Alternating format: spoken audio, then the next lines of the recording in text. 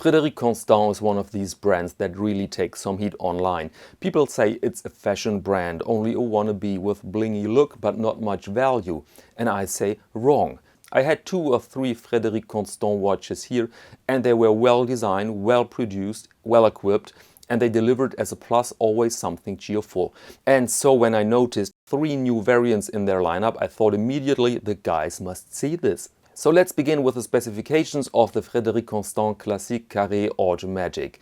We have a tank with a case width of 30 mm and a length of 41, including the lugs. Height is 10 mm and lug width 22. The watch comes with a sapphire crystal and exhibition case back, onion crown, and is waterproof up to 30 meters. Inside we see the FC303, which is the good old cylinder SW201 with a power reserve of 38 hours. Price is indicated with 995 euros for the steel watches and nearly 1,300 euros for the gold-plated version. Prices all with VAT, so in US dollars they are more affordable with roughly 800 and 1,100 for the gold-plated. And so in total we have 3 models: white dial, blue dial and the gold-plated watch. And I'm having a hard time to pick my favorite. A reasonable decision would be the white, but that golden thing looks so damn good. Let's stay here for some seconds. They went the conservative way, as we see, which means the dial is uncluttered with the typical square minuterie of an Art Deco timepiece. People also call it the railroad track. And you find it sometimes near the center, so before the indices, and sometimes behind the indices. It's a matter of taste, I think.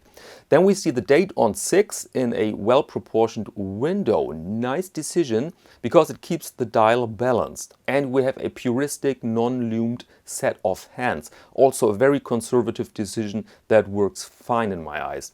And from a closer distance you might see that beautiful guilloche pattern. I just love this pattern every time I see it. It reacts to light, changes its appearance with every move of your arm, and it really plays with colors. I mean, compare the look of the white guilloche with this bluesy here. Just magnificent.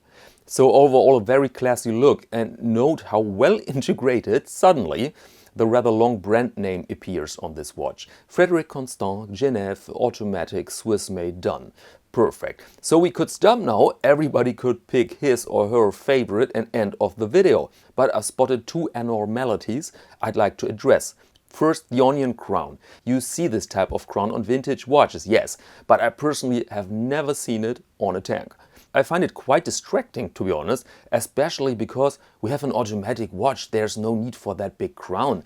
And so in my humble opinion, the better choice would be a flat wheel that you actually see very often on vintage tanks. Second, the watch is rather chubby for that genre. You may say, no, well, 30 mm in width sounds small, but put a tank on the wrist and you will see that they have another impact than a round watch. Important is the second number, the length. And I can guarantee you that a tank with a size of 30 to 41 is a pretty dominant thing. This watch needs a 22 mm strap, which I've never seen before on such a watch. So I think this model is rather something for the guys with big wrists, which is good news because there aren't so many big tanks out there.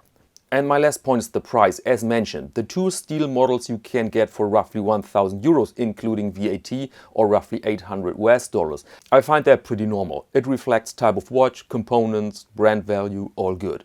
The gold-plated version, though, will set you back, as mentioned, 1,300. So 300 more for a PVD plating. And that I find a bit stiff, to be honest. And so, resume, 3 beauties, well designed and equipped, with 1 quirky decision, the crown, and clearly for the bigger wrists.